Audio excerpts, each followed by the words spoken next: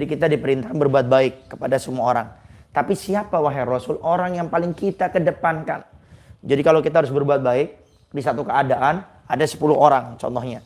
Nah dari 10 orang ini siapa yang paling harus kami utamakan berbuat baik kepada mereka? Qala, Nabi berkata, ummuka, ibumu. Qala tsumma, kemudian siapa lagi ya Rasul?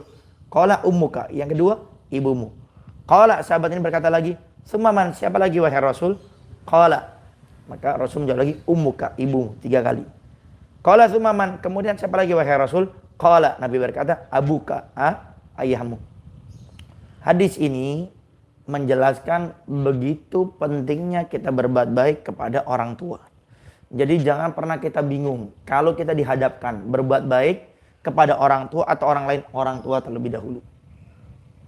Jadi nggak usah bingung mulai saat ini.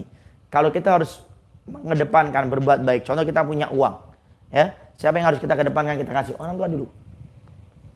Kalau orang tua sudah, ya maka bapak ibu kita sudah, nah, kemudian siapa orang yang paling dekat dengan kita, ya keluarga kita. Ya.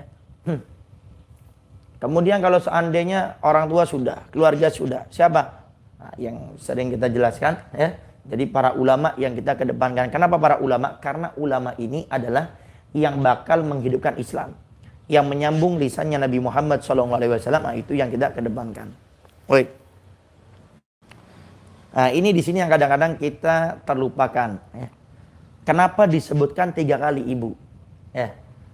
Kenapa ibu harus disebutkan 3 kali? Baru yang keempat ayah. Ternyata ini ada penjelasannya.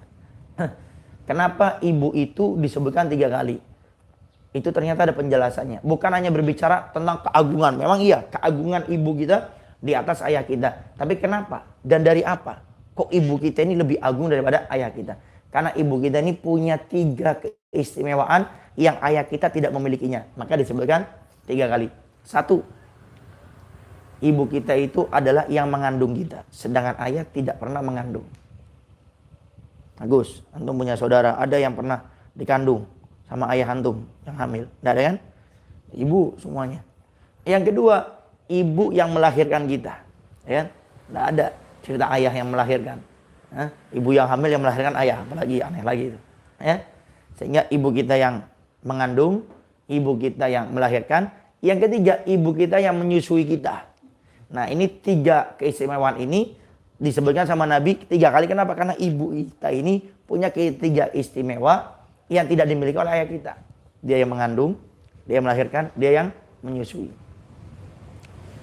Dan berbicara masalah melahirkan ini, itu sangat payah, ya, sangat mempertaruhkan antara hidup dan mati.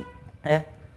Makanya sahabat Abdullah bin Umar, anak sahabat Umar bin Khattab, waktu ada seorang sahabat Nabi datang kepada beliau, wahai sahabat Abdullah bin Umar, kalau ibu saya melaksanakan umroh dari kalau tidak salah waktu itu disebutkan dari Yaman saya gendong sampai menuju ke Mekah, melaksanakan semua kegiatan umroh, dari tawafnya, dari sa'inya, dari tahalulnya, sampai kembali lagi saya gendong.